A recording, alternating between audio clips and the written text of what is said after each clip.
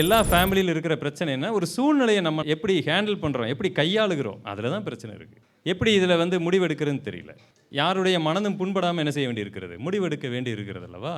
ஒரு குடும்பத்தில வரக்கூடிய பிரச்சனைகள் அல்லது அத வராம இருக்க நம்மளுடைய பார்வை, இதெல்லாம் எப்படி இருக்க வேண்டும் என்பதை மாத்திரம் ஒரு 4 முக்கியமான குறிப்புகள் கொண்டு உங்களோடு அதை நான் பகிர்ந்து கொள்ள விரும்புகிறேன். அதற்கு முன்பாக ஒரு வசனத்தை நாம வாசிக்கலாம். நீதிமொழிகளுடைய புத்தகம் 4ஆம் அதிகாரம். 3, 4 வசனங்கள் யாராவது வாசிங்க. வீடு ஞானத்தினாலே கட்டப்பட்டு, விவேகத்தினாலே என்ன செய்யப்படும்? நிலைநிறுத்தப்படும். அறிவினாலே அறைகளில், அந்த ரூம்ல அருமையான, இனிமையான, அழகான சகல விதமான பொருட்கள் என்ன செய்யப்பட்டிருக்கும்? நிறைந்திருக்கும். வீடு கட்டப்படுகிறது. எல்லாருக்கும் வீடு இருக்கு. வாடகை, சொந்த வீடு இருக்கு. ஆனால், அதற்குள்ள இருக்கிற பொருள்கள நாம எப்படி அரேஞ்ச் பண்ணி வச்சிருக்கிறோம் அப்படிங்கிறதுல சில பேர் கைதேர்ந்தவர்களா இருப்பார்கள். வீட்ல 10 பொருள் இருந்தா கூட, அத எப்படி வைக்கணும்னு என்னை போன்றவர்கள் தெரியாதவர்கள் இருப்பார்கள். ஆனா, வீட்டுக்குள்ள 100 பொருள் இருந்தாலும், எந்த பொருளுமே இல்லாத அளவுக்கு அத என்ன பண்ணுவாங்க? நேர்த்தியா அப்படி வச்சிருப்பாங்க. அப்ப வீட்ல இருக்கக்கூடிய பொருள்கள அது ஒண்ணு தான் அசையக்கூடிய பொருள். மற்ற அசையாதெல்லாம் மாத்த முடியாது. வீட்ல இருக்கக்கூடிய பொருள்கள மிக அழகாக, நேர்த்தியாக நம்ம வைக்கணும்னா, நமக்கு அறிவு தேவைப்படுகிறது. ஆனா உண்மையிலே இங்கு சாலமோன் ஞானி, வீட்ல அரேஞ்ச் பண்ற பொருள பத்தியா இந்த அளவுக்கு மெனக்கெட்டு பேசிட்டு இருக்கிறாரு? இல்ல. அது இல்ல. அதுல ஒரு பொருள் இந்த பக்கம் விழுந்து கிடக்கிறதுனாலயோ, அந்த பக்கம் இருக்கிறதுனாலயோ பெரிதளவு ஒண்ணும் நஷ்டம் இல்ல நம்ம லைஃப்‌க்கு. இது அறிவினாலே ஒரு ஃபேமிலிய அழகாக்க முடியும் என்பதற்காக உணர்த்தப்பட்ட கர்த்தருடைய வார்த்தை. அப்ப நாம நெறைய இடங்கள்ல பிரச்சனைக்குள்ள சிக்கிக்கிட்டு இருக்கிறோம்னா, ஏதோ ஜெபக் குறைவுனால அப்படி இல்ல. வசனம் தெரியல பிரதர் இல்ல. அதை விட மேலான ஒண்ணு இருக்கு. இந்த வசனத்தை எப்படி அனுபவமாக்குதல், நான் கற்றுக்கொண்ட அனுபவத்தை எப்படி எந்த இடத்துல பிரயோகப்படுத்த வேண்டும் என்ற அந்த அறிவு. அதுதான் அறிவு. அத தான் நாம வந்து நெறைய இடங்கள்ல சொல்லி தர முயற்சிக்கிறோம். நல்ல வசனத்துல எல்லாமே தெரியும் அவருக்கு. ஆனா, அவர் வீட்ல எப்பயுமே பிரச்சனையா இருக்கும். நம்மனால யோசிக்க முடியாது. மெடிக்கல் ஷாப்ல அத்தன மருந்துகள் இருந்தாலும், எதை எந்த நேரத்திற்கு, எப்ப, எந்த வியாதிக்கு சாப்பிட வேண்டும் என்கிறது தெரியாவிட்டால், அவ்வளவையும் நம்ம வச்சிருந்து என்னதான்? பிரயோஜனம் இல்லை. மெடிக்கல் ஷாப்புக்காரரு எல்லாம் வாங்கி வச்சிருக்கிறாரு. அவருக்கு தெரியணும். எதை எப்ப பயன்படுத்த வேண்டும் என்று தெரிய வேண்டும். அப்போஸ்தலனாகிய பவுல் தீமோத்தேயுக்கு எழுதும் பொழுது 1 தீமோத்தேயு 3:4ல தன் சொந்த குடும்பத்தை நன்றாய் நடத்துகிறவனும் அப்படின்னு வசனம் இருக்கு. தன் பிள்ளைகளை சகல நல்லொழுக்கம் உள்ளவர்கள கீழ்ப்படிய பண்ணுகிறவனுமா இருக்கணும். அதே 1 தீமோத்தேயு 3:5 அடுத்த வசனம். ஒருவன் தன் சொந்த குடும்பத்தை நடத்த அறியாதிருந்தால். 1 தீமோத்தேயு 3:12லயும் இதையே வாசிக்கிறோம். உதவிக்காரரானவர்கள் அவங்கள என்ன பண்ணணும்? தங்கள் பிள்ளைகளையும், தங்கள் சொந்த குடும்பங்களையும் நன்றாய் என்ன செய்யணும்? நடத்தணும். ஒரு பஸ்ல 2 பேர் இருப்பாங்க. ஒருத்தர் யாரு? டிரைவர். இன்னொருத்தர் யாரு? கண்டக்டர். அவருக்கு தமிழ்ல என்னது? நடத்துனர். டிரைவர் யார் பேச்ச கேட்கணும்?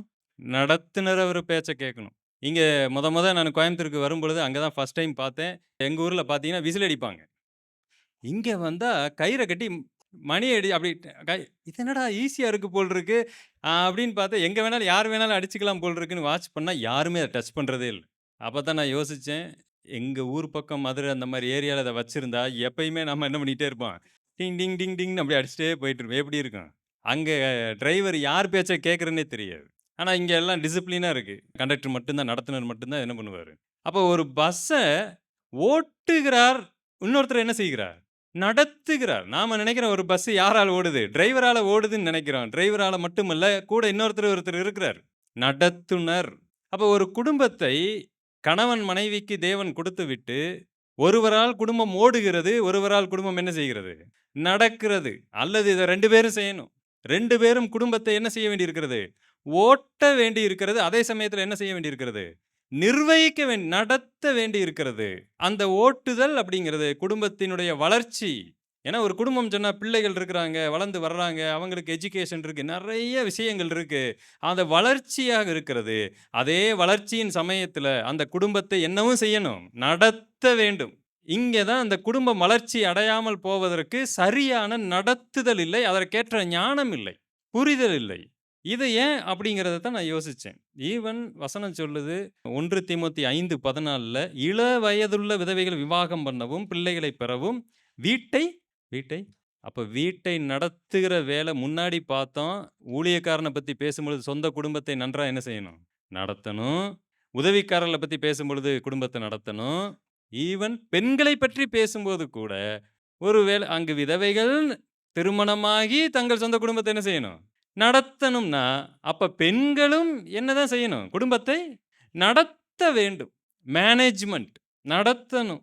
அடுத்து மொத்தம் பார்த்தீங்கன்னா, ஒரு குடும்பத்தை நடத்துவதிலே நமக்கு இருக்கக்கூடிய சிக்கல்களாக 4 குறிப்புகள் உங்களுக்கு முன் வைக்கிறேன். நம்பர் 1 அண்டர்ஸ்டாண்ட் அவர் நேச்சர் அப்படின்னு போட்டிருக்கிறேன். என்னன்னா, நம்மளுடைய சுபாவத்தை நாம் முதலாவது அறிந்திருக்க வேண்டும். நம்ம குடும்பங்கள்ல நடக்கிற எல்லா பிரச்சனைக்கும் இருக்கிற மிக முக்கியமான ஒரு பிரச்சனை என்னன்னா, நாம யார்? நம்மளுடைய சுபாவம் என்னங்கிறது தெரிஞ்சிருக்கணும். உதாரணத்திற்கு தேவன் நம்மை ஆணும், பெண்ணுமாக படைத்தார்.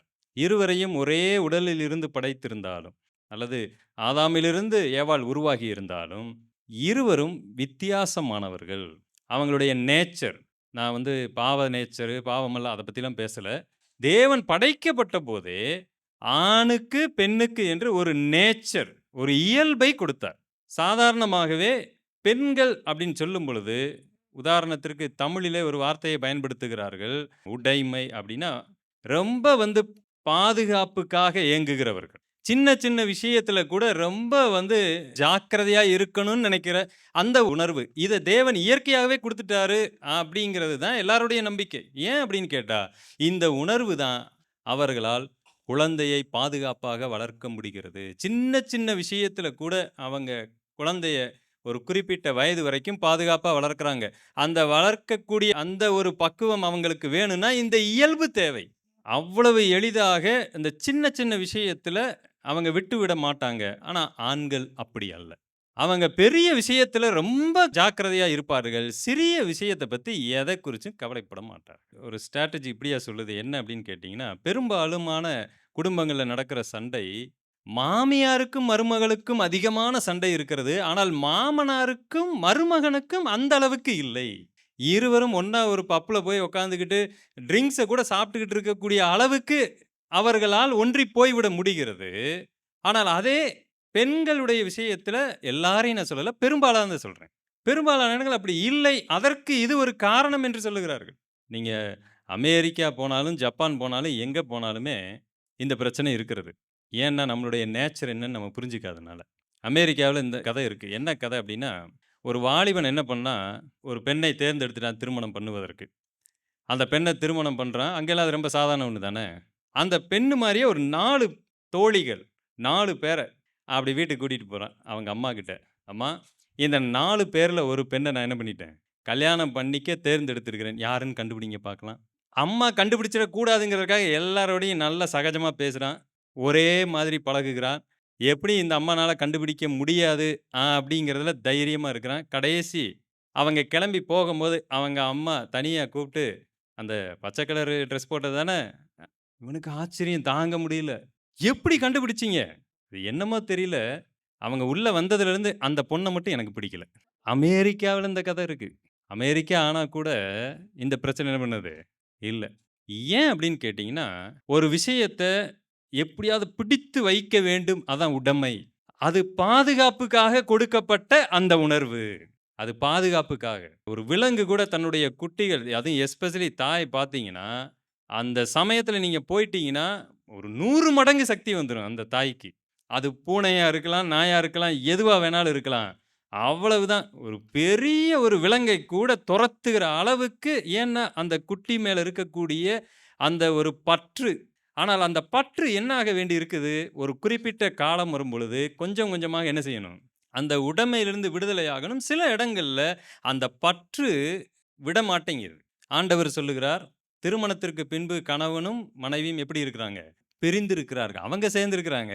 ஆனால் ஏற்கனவே அவர்கள் இருந்த அந்த உடைமை, அந்த பற்றிலிருந்து இவங்க எப்படி இருக்கிறாங்க? பிரிந்திருக்கிறாங்க. அண்டர்ஸ்டாண்டிங் அவர் நேச்சர். நம்முடைய சுபாவத்தை முதலாவது நாம் புரிந்து கொண்டால், குடும்பத்தில பிரச்சனை வராது. உரிமைக்காக அம்மாவோ, மருமகளோ வேற யாரும் போராட மாட்டாங்க. இதை ஆண்கள் புரிந்து கொள்ள வேண்டும். எதுக்காக இந்த சின்ன விஷயத்த புடிச்சிட்டு நீங்க இப்படி தொங்கிக் கொண்டு இருக்கிறீர்கள் என்று கணவன் கேட்பார். கணவருக்கு புரியவே புரியாது. ஏன் இந்த அம்மா இத போய் இப்படி புடிச்சுக்கிட்டு இருக்கிறாங்க? ஏன்னா அவங்க அப்படி படைக்கப்பட்டிருக்கிறார்கள். ஒரு குறிப்பிட்ட நாள் ஆன உடனே அதிலிருந்து விடுதலையாக வேண்டும். கர்த்தர் விடுதலையாக்குவார். பரிசுத்த ஆவியானவர் அதை புரிதலுக்குள்ள நடத்துவார். ஆனால் அது இல்லாத சமயத்தில அவங்களுக்குள்ள பாதுகாப்பு உணர்வு இல்லாமல் போய்விடுகிறது. Number 2 understanding others nature. உங்களுடைய எதிர்ப்பாளருடைய இயல்பை நீங்கள் புரிந்து கொள்ள வேண்டும். அப்படி இல்லன்னு சொன்னா அந்த குடும்பம் சரியா நடக்காது. நான் விளையாட்டா சொல்லுவேன். ஏதாவது ஒரு மீட்டிங்னா, அப்படியே நான் டக்கு டக்குன்னு கிளம்புவேன். எனக்குன்னு ஒரு 4 ட்ரெஸ்ஸ எடுத்து வச்சுட்டு போயிருவேன். அவைங்க பார்த்தீங்கன்னா, வீட்ட காலி பண்ணிட்டு இருப்பாய்ங்க. நான் அடிக்கடி சொல்லுவேன், "இவங்க எங்க போனாலும் வீட்ட காலி பண்ணிட்டு வந்துர்றாங்கய்யா. நான் என்னதான் பண்றது?" அப்படின்னு. "அப்பா ஒரு நாள் மீட்டிங்" அப்படின்னு போனா, உள்ள போனா இடமே இருக்காது. உட்கார்றதுக்கு இடம் இருக்காது. நீங்க பார்த்தீங்கன்னா, ஃபுல்லா வீடு வீடு இங்க இருக்கும். வண்டியில இருக்கும். ஏன்னா, அவங்க பயங்கரமா யோசிக்கிறாங்க. அங்க போனா சுடு தண்ணி வேணும். என்ன பண்றது? போ எடுத்து கேஸ் அடுப்பே உள்ள போடு. இந்தா கேஸையும் தூக்கி போடு. அப்ப பாத்திரத்த மூடி வைக்கிறது அதையும் எடுத்து போடு. அடுத்து என்ன பண்றது? ஒருவேள நம்ம ட்ரெஸ்ல ஏதாவது சகதி பட்டா என்ன இப்படி தொடச்சு விட்டு நான் பாட்டுக்கு போவேன். நாங்கலாம் அப்படி முடியாது. அப்ப நாங்க என்ன பண்ணுவோம்? எக்ஸ்ட்ரா அதற்கு ஒருவேள ஏதாவது ஒண்ணு கொட்டிருச்சுன்னா, நாங்க எக்ஸ்ட்ரா ஒரு ட்ரெஸ்ஸ எடுத்து போடுவோம்ல. அதுவும் கொட்டிருச்சுன்னா, அதுக்கு தான் இன்னொரு ட்ரெஸ்ஸையும் எடுத்து வச்சிருக்கோம். அட பாவிகளா! ஆக மொத்தத்துல அவர்களுடைய இயல்பு அப்படிங்கிறது ரொம்ப யோசிப்பாங்க பெண்கள். நம்ம பஸ்ஸில போகும்போது எத பத்தியும் கவலைப்பட மாட்டோம். ஆனா அவங்க எங்கெங்க பஸ் நிக்கணும், நம்ம இஷ்டத்துக்கு ரெஸ்ட் ரூம் நாம போவோம். அவங்க முடியாது. அவங்க அதனால ரொம்ப யோசிப்பாங்க. இது தெரியாத கணவன் அவங்க பின்னாடி முடியாது. எதையும் எளிதா ஓப்பனா அவங்க கேட்க சங்கடப்படக்கூடிய ஒரு நிலைமையில இருப்பாங்க. இப்படித்தான் ஒரு மனைவி என்ன பண்ணாங்க, கணவன்ட்ட போய், "என்னங்க என்னன்னு தெரியல, என் கனவுல வெறும் நீங்க எனக்கு நகை போட்டு விடுற மாரியே கனவு வருது. ஒட்டியானத்த ஒட்டி விடுற மாரியே கனவு வருது. என்னன்னே தெரியலீங்க. இந்த கனவுகளுக்கு என்ன அர்த்தமா இருக்கும்?" கணவன் சொன்னாரு, "வெயிட். வர்ற வாரம் உன் பிறந்த நாள் வருதுல்ல, வெயிட்." அம்மாவுக்கு தாங்க முடியல. வெயிட் பண்ணிட்டே இருக்கிறாங்க. அடுத்து பிறந்த நாள் வந்துச்சு. பார்த்தீங்கன்னா, ஒரு கிஃப்ட் பேக் பண்ணி வச்சிருக்கிறாரு. அப்படி எடுத்துட்டு போய் குடுத்துட்டாரு. இந்த அம்மாவுக்கு சந்தோஷம் தாங்க முடியல. அப்படி பிரிச்சு எடுத்து பார்த்தா, கனவுகளுக்கான பலன் புத்தகம். கனவுகளை எப்படி வியாக்கியானம் செய்வது? அந்த பலனுக்கு ஒரு புத்தகத்த வாங்கி வச்சிருக்கிறாரு. எப்படி இருக்கு அந்த வீட்ல? இந்த மனுஷன நம்பி நான் சொன்னேன் பாரு. எதிர்ப்பாளர் ஒரு சமிக்கையாக பொதுவா பெண்கள் என்ன செய்வார்கள்? எதையும் நேரடியாக பேச மாட்டார்கள். அது அந்த காலம் பிரதர். இப்ப எல்லாமே அப்படித்தான். Okay let it be. ஆனா இயல்பா அவர்களுடைய நேச்சர் என்னன்னு கேட்டீங்கன்னா, கொஞ்சம் அவங்க பாருங்க, பார்த்து பண்ணுங்க அப்படின்னு சொன்னா, அத அவங்க விரும்புறாங்கன்னு அர்த்தம். உங்களையும் கஷ்டப்படுத்தக் கூடாது அப்படின்னு சொல்லாம என்ன பண்றாங்க? சொல்றாங்க. அதை புரிந்து கொள்ளாத ஒரு கணவன், நீங்க அந்த பெண்ணுக்கு எப்படி இருப்பீங்க தெரியுமா? இந்த மனுஷனுக்கு எதுவுமே தெரியாது. இதைக் கூட புரிந்து கொள்ளாத ஒரு நபரா என்று தான் தோன்றுவீர்கள். நீ அடிச்சு பேசியிருக்கணும். நீ இது இப்படி சொல்லியிருக்கணும்னு சொல்றவர் கணவன் அல்ல. என் மனைவி இந்த மாரி நாசூக்கா ஒரு விஷயத்தை சொன்னால், அவர்கள் அதை விரும்புறாங்கன்னு அர்த்தம். அப்ப நான் கொஞ்சம் நிதானமா இருக்கணும், யோசிக்கணும்னு யோசிக்கணும். எதிர்ப்பாளருடைய இயல்ப புரிஞ்சுக்கணும். இதுதான் மேனேஜ்மென்ட். ஆஃபீஸ்ல போய் மேனேஜ்மென்ட் பண்றது பெரிய விஷயம் இல்ல. எங்க மேனேஜ்மென்ட் பண்ணணும்? ஃபேமிலில மேனேஜ்மென்ட் பண்ணாம, எங்கெங்கேயோ போய் யார் யாரையோ நடத்தி நம்ம என்ன பிரயோஜனம் நமக்கு? கணவன் மனைவிக்குள்ள அந்த புரிதல் இருக்க வேண்டும். Number 3 situation. இந்த புரிதலோடு இருக்கிறவர்கள் சூழ்நிலைகளை எளிதாக கையாளுவார்கள். இன்றைக்கு நமக்கு இருக்கிற பிரச்சனை, சூழ்நிலைய எப்படி கையாள்றது? வேத வசனம் நமக்கு எல்லா இடத்துலயும் நமக்கு பிரயோஜனமா இருக்கு. எந்தெந்த இடத்துல நாம என்னென்ன பேசணும் அப்படின்னு வசனம் சொல்லுது. உதாரணத்திற்கு ஒரு சம்பவத்தை நாங்க இதில குடுத்திருந்தோம். என்னன்னு கேட்டீங்கன்னா, புதுசா திருமணம் ஆயிருக்கிறது. அவங்க விருந்து அது இதுன்னு போயிட்டு இருக்கிறாங்க. அவங்களுக்கு பார்த்தீங்கன்னா, ஆண் வீடு அதாவது மாப்பிள்ளை வீட்டு பக்கம் அதிகமான விருந்து அழைப்புகள் இருக்கிறது. இந்த பெண்ணுக்கு ஒரே கஷ்டம். நம்ம வீட்டு பக்கம் அதிகமா விருந்துக்கு அழைக்க யாருமே இல்லையே! என்னடா பண்றது? அப்படின்னு யோசித்துட்டு இருக்கும்போது, இந்த பிள்ளையினுடைய எப்பயுமே தோழிகள் இந்த பிரச்சனை எல்லாம் ஈஸியா அவங்க புரிஞ்சுக்குவாங்க அல்லவா?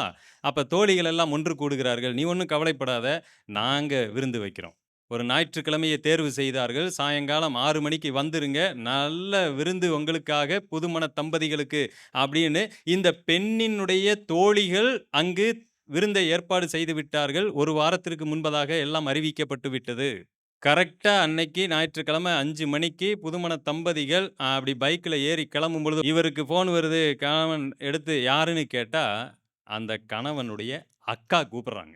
"தம்பி, கல்யாணத்துக்கு அன்னைக்கு நான் வந்தேன். அரக்க பறக்க ஓடிட்டேன். நீ கூட ரொம்ப கோச்சுக்கிட்ட. இன்னைக்கு நாங்க ஃபேமிலியா உன்ன பாக்க அங்கருந்து கிளம்பி வந்துட்டோம். ஒரு 5 நிமிஷத்துல வீட்டுக்கு வந்துருவோம்." எங்களுக்கு லீவே இல்ல. வேற வழி இல்லாம இந்த ஒரு நாள பயன்படுத்தி வந்துட்டோம். 10 நிமிஷமோ, 1/2 மணி நேரமோ உங்கள பார்த்துட்டு, அடுத்து நாங்க ட்ரெயின் புக் பண்ணியிருக்கிறோம். அப்படியே ஏறி எங்க வீட்டுக்கு போயிருவோம். 7 மணி, 8 மணி நேரம் டிராவல் பண்ணி போயிருவோம். கேட்க கேட்க அப்படியே இவருக்கு ஷாக் ஆயிட்டே இருக்கு. கடைசி இத நானு நேத்தே அம்மாகிட்ட சொல்லிட்டேன். நாங்க வர்றோங்கிறத அம்மாகிட்ட சொல்லிட்டேன். இந்த ஃபோன் கால் கட் பண்ண உடனே, இவரு பதட்டத்துல அம்மாவ பார்க்குறாரு. அம்மாக்கு தெரிஞ்சுக்கிட்டாங்க. "டேய் நான் சொல்ல மறந்துட்டேன்டா." இந்த சிச்சுவேஷன எப்படி ஹேண்டில் பண்ணுவீங்க? உங்களுக்கே புரிஞ்சிருச்சு எவ்வளோ கஷ்டமான சிச்சுவேஷன். அவங்க மேல தப்பு கிடையாது. யார்கிட்ட சொல்லிட்டு வந்திருக்கிறா? அம்மாட்ட சொல்லிட்டாங்க. இங்க அம்மா தப்பு பண்ணாங்களா? தப்பு பண்ணலையாங்கிறது யாருக்குமே தெரியாது. நானே நெறைய இடத்துல மறக்கிறேன். ஃபோன பேசிக்கிட்டே என் பொண்டாட்டி என் ஃபோன தான் தேடிட்டு இருக்கிறேன். "யோவ்! நீ அத தான்யா பேசிட்டு இருக்கிற." அப்படியெல்லாம் 2, 3 டைம் நடந்துருச்சு. அப்ப நிச்சயமா நம்ம என்ன பண்ணிட்டு இருக்கிறோம்? அடிக்கடி மறப்போம். அப்ப ஒரு அம்மா மறக்கக்கூடிய வாய்ப்பு இருக்கு. ஆனா, அதே சமயத்துல அந்த அம்மா குற்றம் சாட்டப்படக்கூடிய இடத்துலயும் என்ன செய்றாங்க? இருக்கிறாங்க. இவங்க வெளியில போக்கூடாதுங்கிறதற்காக வேணும்னே ஏதோ பிளான் பண்ணி இவங்க என்ன பண்ண வாய்ப்பு இருக்கு. அப்படி சொல்லாம மறைச்சுட்டாங்க. அப்படியும் நினைக்க வாய்ப்பு இருக்கா இல்லையா? இப்ப அந்த அம்மாவுடைய நிலைமையும் ஒரு சங்கடமான நிலைமை. இந்த பெண்ணுடைய நிலைமையும் கொஞ்சம் யோசித்து பாருங்க. அது இந்த குடும்பத்தையே மோசமாய் பார்க்க வாய்ப்பு இருக்கிறது. இத்தன விருந்துக்கு நானு எல்லா பக்கமும் வந்தேன். என்னுடைய தோழிகள் என் பக்கம் யாருமே இல்ல. ஒரே ஒரு விருந்துக்கு இந்த குடும்பம் இவ்ளோ பெரிய பிரச்சனைய பண்ணிக்கிட்டு இருக்கே! எவ்வளோ ஒரு அருமையான ஒரு குடும்பம். ஒரு சின்ன சூழல்ல அப்படி சின்ன பின்னமாய் இந்த ஒரு இம்ப்ரஷன் தாங்க. இந்த ஃபர்ஸ்ட் இம்ப்ரஷன். அது வொர்ஸ்ட் இம்ப்ரஷனா போயிருச்சுன்னா, வாழ்நாள் முழுவதும் அது மனச உறுத்திக்கிட்டே இருக்கும். இத நீங்க சரியா ஹேண்டில் பண்ணலைன்னா, உங்க ஃபேமிலியே என்னவாயிரும்? டிவோர்ஸ் வரைக்கும் போய் நிக்கும். இது சாதாரணமான விஷயமா? இல்ல. இது பெரிய பயங்கரமான ஆபத்தான விஷயம். இதுல யார் மேலயுமே தப்பு இல்லாமல் இருக்கலாம். ஒரே ஒரு சின்ன தப்பு அவங்க மறந்தது. அந்த பெரியவங்க அத மறந்தது வேண்டுமானாலும் என்னவா இருக்கலாம்? ஒரு தவறாக இருக்கலாம். யாரும் இங்க வேணும்னே செய்யல. எல்லாருமே நல்லவங்கன்னே வச்சுக்கலாம். இப்ப அந்த சிச்சுவேஷன ஹேண்டில் பண்ணா நீங்க என்ன பண்ணுவீங்க? ஓகே. ஒரு ஹஸ்பண்ட் வந்து இந்த இடத்துல ஒய்ஃப்‌க்கு சப்போர்ட் பண்ணும் பொழுது, ஒய்ஃப் சமாதானமாக வாய்ப்பு இருக்கிறது. அப்படிங்கிறது ஓகே. Let it be. ஒரு பயங்கரமான ஒரு சொல்யூஷன். நாங்க அந்த சொல்யூஷன எழுதி வச்சிருந்தோம். அத சிஸ்டர் சொல்ட்டாங்க. என்னன்னா, வர்ற அக்காவ கால்ல விழுந்தாவது, அப்படியே கூட்டிட்டு போயிறது அந்த விருந்துக்கு. அவங்க கொஞ்சமா சமைச்சிருந்தா கூட, அவங்க கால்ல விழுந்தாவது, "இப்படி ஒரு பிரச்சனை ஆயிருச்சுங்க.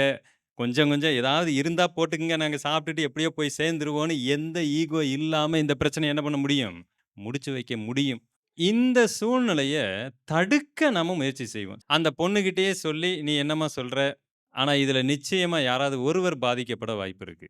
நம்ம வர்றோம்னு முன்னக்கூடியே சொல்லி, அக்கா எப்பயுமே ஒரு குடும்பத்தில அக்காவ பத்தி நான் சொல்ல தேவையில்ல. இதுல யாராவது ஒருத்தர் கர்த்தருக்குள்ள இருக்கலாம். கர்த்தருக்கு வெளியில இருக்கலாம். மற்றவர்களுடைய மனச நீங்கள் நானும் பார்க்கவே முடியாது. நான் என்ன சொல்றேன்னா, சரி ஓகே. இதுல நம்ம நெறைய சிக்கல் போக வாய்ப்பு இருக்கு. இந்த மாரி சிக்கல் வந்துவிடும் என்கிற எச்சரிக்கை உணர்வோடு இல்லாவிட்டால், உங்களால ஒரு சூழ்நிலைய ஹேண்டில் பண்ண முடியாது. You cannot. நீங்க எந்த சூழ்நிலையும் என்ன செய்ய முடியாது? ஹேண்டில் பண்ண முடியாது. ஒரு கணவன் யோசிக்கணும், ஒரு மனைவி யோசிக்கணும். ஒரு கணவனோ, மனைவியோ அப்படியே ஒரு இடத்துல போய் ஒரு கணவன நிப்பாட்டிட்டு, ஒரு தர்ம சங்கடமான சூழ்நிலைக்குள்ள விட்டுறக்கூடாது. அங்க போய் நின்னுட்டு, "நான் முக்கியமா? உங்க அம்மா முக்கியமா?" பாஸ்டர் சொன்னாரு, குடும்பம் தான் முதல்ன்னு சொல்லியிருக்கிறாரு. இப்ப சொல்லுங்க, நான் முக்கியமா? உங்க மனைவி முக்கியமா? அப்ப இந்த மாதிரியான கேள்விகளே பயங்கரமான ஆபத்தான கேள்விகளாய் மாறிவிடுகிறது அல்லவா? யாரும் முக்கியம் இல்ல. அந்த பிரச்சனைய எப்படி ஹேண்டில் பண்றோங்கிறது தான் முக்கியம். யாருடைய மனதும் புண்படாம ஹேண்டில் பண்ணணும். இயேசு கிறிஸ்து சில இடத்துல கேள்வி கேட்கும் பொழுது, அவர மாட்டிக்க வைக்க கேள்வி கேட்டாங்க. சில இடத்துல பதில சொன்னாரு. சில இடத்துல என்ன தெரியுமா பண்ணாரு? பதில் சொல்லல. எதிர்கேள்விய கேட்டு விட்டார். அப்ப யோவான் ஸ்நானன் கொடுத்த ஞானஸ்நானம் எதினாலே உண்டாயிற்று? நீங்க இதுக்கு பதில சொல்லுங்க. நான் அதுக்கு பதில சொல்றேன்னு சொல்லி, அப்படி என்ன பண்ணாரு? அவர் நினைச்சிருந்தா ஸ்ட்ரெய்ட்டா பதில சொல்லி இருக்க முடியும். ஆனாலும் சில இடங்களிலே அவர் என்ன பண்ணல? பதில சொல்லல. இது எதை காண்பிக்குதுன்னா, அவருக்கு பதில் தெரியவில்லை என்பதை காண்பிக்கவில்லை. அவர் சூழ்நிலைகளை கையாளுகிறார் என்பதை காண்பிக்கிறது. That's it. அப்ப நாம சூழ்நிலைகளை எப்படி கையாளுகிறோம் என்பது ரொம்ப முக்கியம். ஃபைனலா 4த் எந்த பிரச்சனை எப்படி பூதாகரமாய் வெடிக்கிறது அப்படிங்கிறது பெர்ஸ்பெக்டிவ்னு இங்கிலீஷ்ல ஒரு வார்த்தை இருக்கிறது. நாம ஒரு பிரச்சனைய என்ன பார்வை கொண்டு பார்க்கிறோம் அப்படின்னு பார்த்துட்டாலே, அந்த பிரச்சனைய சாதாரணமா கையாள முடியும். தீவிரமா கையாள முடியும். மனம் பதறி தப்பு பண்ண முடியும். இன்னைக்கு நெறைய குடும்பங்கள்ல இந்த பார்வை இல்லாததுனால, அவங்க எந்த பிரச்சனைய எப்படி பார்க்கணும்னு தெரியாம இருக்கிறாங்க. இப்படித்தான் ஒரு காலேஜ் படிக்கிற ஒரு பெண். அந்த பெண் வந்து கொஞ்சம் வீட்ல இருந்தா படிக்க வாய்ப்பில்ல அப்படின்னு சொல்லிட்டு, அவங்க அப்பா, அம்மா என்ன பண்ணிட்டாங்க, தூரமா இருக்கக்கூடிய ஒரு ஹாஸ்டல்ல கொண்டு போய் சேர்த்து விட்டாங்க. அங்க இருந்தா, இவ ஒழுக்கமா படிக்க வாய்ப்பு இருக்கு. இங்க இருந்தா ஃபெயில் ஆயிட்டே இருக்கா. ஆனா பிரச்சனை என்னன்னா, இந்த பொண்ணு அங்கேயும் போயி எல்லாத்துலயும் 0 மார்க். எல்லாத்துலயும் 0. கிட்டத்தட்ட ஒரு 7, 8 மாசமா வீட்டுக்கு ஃபோனும் பண்ணல, எந்த தொடர்பும் இல்ல. வீட்ல இருக்கிறவங்க, எக்ஸாமுக்கு இந்நேரம் ரிசல்ட்லாம் வந்திருக்கணுமே, ஏன் இவ எதுவுமே பண்ணல? ஏதோ தப்பா மார்க் வாங்கியிருக்கிறா. அதனால தான் இத்தன நாளா இவ ஃபோன் பண்ணாம இருக்கிறா. பெரிய பிரச்சனை. நம்ம கிளம்பி போயறலாம் அப்படின்னு இருக்கும் பொழுது, அங்கருந்து ஃபோன் கால் வருது. ஃபோன் கால் வந்த உடனே அப்பா கேட்கிறாரு, "என்ன இத்தன நாளா ஏன் ஃபோன் பண்ணாம இருந்த? என்ன? என்ன பண்ண? எனக்கு நல்லா தெரியும். நீ ஏதோ தப்பு பண்ணியிருக்க போற." "அப்பா இல்ல, இல்ல அதெல்லாம் ஒண்ணும் இல்ல. 6 மாசத்துக்கு முன்னாடி நான் வந்து காலேஜ்ல வந்து ஷட்டில் காக் விளையாடிக்கிட்டு இருந்தபோது, திடீர்னு ஒரு கல்லு தடுக்கி கீழ விழுந்துட்டேன். என் இடுப்புக்கு கீழ எதுவுமே வேலை செய்யல. அப்படியே நான் வந்து படுத்த படுக்கை ஆயிட்டேன். அப்பாக்கு இங்க தாங்க முடியல. படுத்த படுக்கை ஆகி, அதுக்கப்புறம் என்னைய கொண்டு போய் உங்கள சொன்னா நீங்க பயந்துருவீங்கங்கிறதுக்காக ஹாஸ்பிட்டல்ல வச்சேன். மருத்துவமனையில படுத்த படுக்கையா இருக்கும் பொழுது, என்னுடைய ஆண் நண்பர் என்னை நன்றாக கவனித்துக் கொண்டார். 1 மாதம் கழித்து என்னை திருமணம் செய்து கொள்ளுகிறேன்" என்று சொன்னார். நான் யோசித்து பார்த்தேன். இந்த நிலைமையில கூட என்ன வேற யாருமே திருமணம் பண்ண வாய்ப்பே கிடையாது. ஆனாலும் இவர் என்னை திருமணம் செய்து கொள்ளுகிறார். உடனே நான் ஓகே சொல்லிட்டேன். இதெல்லாம் உங்களுக்கு சொல்ல என்னால முடியல. நீங்க இதையெல்லாம் தாங்கிக் கொள்ள மாட்டீங்க. திருமணம் நடந்து முடிஞ்சிருச்சு.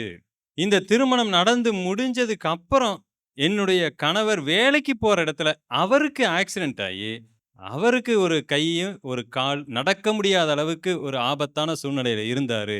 அந்த சமயத்துல தான் எனக்கு தேர்வு எழுதுவதற்கான ஒரு சூழல் வந்தது. நான் அவங்ககிட்ட ரெக்வெஸ்ட் பண்ணி எப்படியோ போய் இந்த சூழ்நிலையின் மத்தியில எழுதினேன். ஆனா எதுலயுமே பாஸ் பண்ணல. எல்லாத்துலயும் 1 டிஜிட்ல தான் மார்க் வாங்குனேன். நீங்க எப்பயுமே இப்படி மார்க் வாங்கல இந்த மாரி இருக்கும்போது என்னை ரொம்ப கடிந்து கொள்ளுவீங்க. அதனால உங்கள என்னால ஃபேஸ் பண்ண முடியல. இவ்ளோ பிரச்சனைகள் நடந்துருச்சு. அதனால தான் நான் கால் பண்ணல. நான் கம்மியான மார்க் வாங்குனதுக்கு தயவுசெய்து மன்னிச்சிருங்க. அப்படின்னு சொன்ன உடனே, இங்க இருக்கிற தகப்பன், "ஷோ! நீ இவ்ளோ அந்த மார்க்க தூக்கி என்ன பண்ணு? குப்பையில போடு. இவ்ளோ பெரிய ஆபத்து" பொறுங்கப்பா, பொறுங்கப்பா. இவ்ளோ பெரிய ஆபத்தும் என் கனவுல தான் வந்துச்சு. ஆனா மார்க் மட்டும் என்னது? நனவுல வந்தது. அத சொல்றதுக்குள்ள நீங்க என்ன பண்ணிட்டீங்க? முந்திக்கிட்டீங்க. இந்த மார்க்க தூக்கி என்ன பண்ணு? குப்பையில போடு.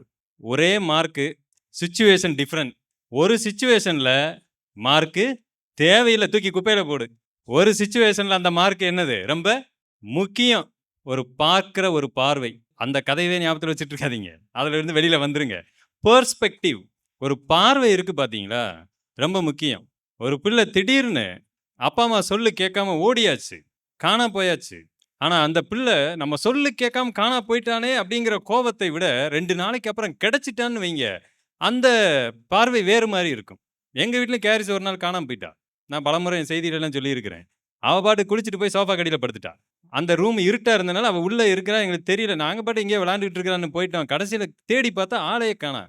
அப்ப பார்த்துட்டு ஒருத்தர் வந்து சொல்றாரு, "வீடு வீடா தேடிட்டு வந்துட்டோம். யாரோ ஒரு ஆளு ஏதோ ஒரு பிள்ளைய அப்படியே கதற கதற பைக்ல வச்சு தூக்கிட்டு போறாங்க" அப்படின்ட்டு. ஐய்யய்யோ! போலீஸ் ஸ்டேஷனுக்கு போயா அப்படின்னா விழுந்து ஓடுறேன் நானு. போலீஸ் ஸ்டேஷனுக்கு போனா, "உங்க பிள்ள ஃபோட்டோ வச்சிருக்கீங்களான்னு" என் செல்ஃபோன்ல என் பிள்ள ஃபோட்டோவே இல்ல. அப்பத்தான் தேடி பார்க்கிறேன். "ஏன்யா பிள்ளை ஃபோட்டோ இல்லாம நீ என்ன செல்ஃபோன் வச்சிருக்கிற?" அது ஒரு பழைய செல்ஃபோன். அதுல அந்த அளவுக்கு எதுவும் வைக்க முடியாது. நான் சொல்றது 2000 அ 9 அது என்ன 10, 12 அந்த சமயத்துல. கடைசில எனக்கு போலீஸ் ஸ்டேஷன்ல உட்காந்து ஃபோனு. "ஏங்க சோஃபாக்குள்ள தாங்க படுத்து கிடக்குறா." அப்ப இவங்க திட்டினா என்ன? போலீஸ்காரங்க என்ன பேச எத பத்தி எனக்கு கவலை இல்ல. மனசுக்குள்ள இருந்ததெல்லாம் என்னது? பிள்ளை கிடைச்சுட்டா, யார் வேணாலும் என்ன வேணாலும் என்னை பத்தி பேசிக்கீங்க. அத பத்தி கவலையே இல்லைங்கிற எண்ணம் தான் ஓடுச்சு. ஆனா என் பிள்ளையுடைய பார்வையில என்ன நடந்துச்சு? இவனுங்க எதுக்கு ஓவரா பண்றானுங்க? நான் நினைக்கிறேன் அவள உள்ள இருந்து எடுத்து என் பொண்டாட்டி கட்டி பிடிச்சிருக்கலாம், முத்தம் கொடுத்துருக்கலாம். அவளுக்கு ஒண்ணுமே தெரிஞ்சிருக்காது. எப்பயும் போல தான் நான் தூங்கி எந்திரிச்சு வந்துகிட்டு இருக்கிறேன். என்னாச்சு இவனுங்களுக்கு?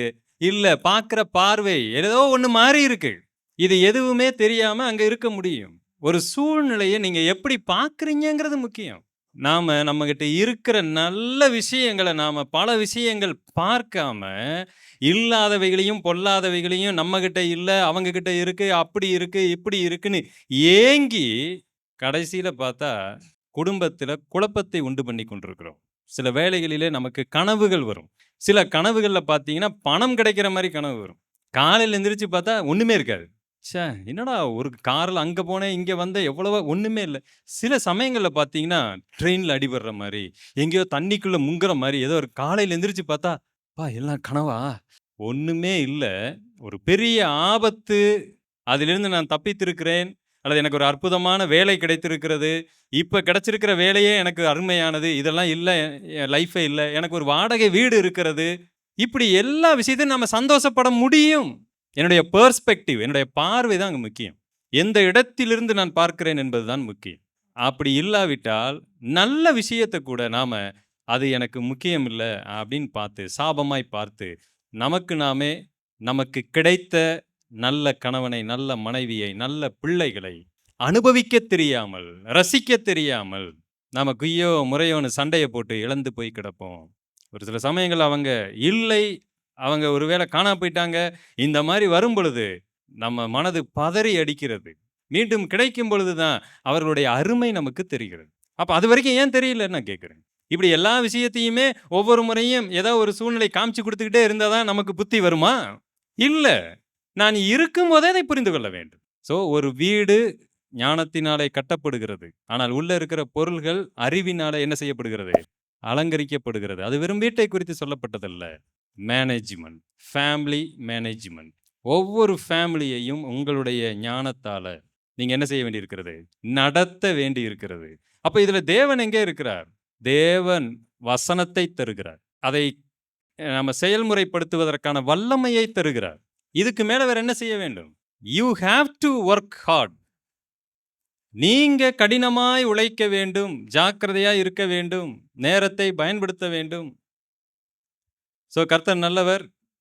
நம்ம குடும்பத்தில எல்லா பிரச்சனைகளையும் மாற்றுவார். நம்ம நம்மளுடைய சுபாவத்த நம்ம புரிஞ்சுக்குவோம். எதிர்ப்பாளருடைய சுபாவத்த என்ன செய்வோம்? புரிஞ்சுக்குவோம். இது எல்லாமே ஃபேமிலில அடங்கி இருக்கு. 3வது ஒரு பாயிண்ட் சொன்னேன். என்னங்க? ஞாபகம் இருக்கா? சூழ்நிலையில என்ன செய்யணும்? கையாளணும். அதற்கு ஒரு உதாரணத்தை கூட உங்களுக்கு காமிச்சேன், ஞாபகத்துல இருக்கும். அந்த மாரி பயங்கரமான பிரச்சனை வந்தா கூட, நீங்க அத ஹேண்டில் பண்ணணும். அந்த ஒரு சூழ்நிலையே உங்க லைஃபயே என்ன பண்ணிரும்? பிரச்சனைக்குள்ள கொண்டு போயிரும். நம்பர் 4 நீங்கள் பார்க்கும் விதம், பார்க்கும் பார்வை. அது ரொம்ப முக்கியமான ஒன்று. சரி, இதோடு கூட நாம நிறைவு செய்யலாம். ஜெபிப்போம்.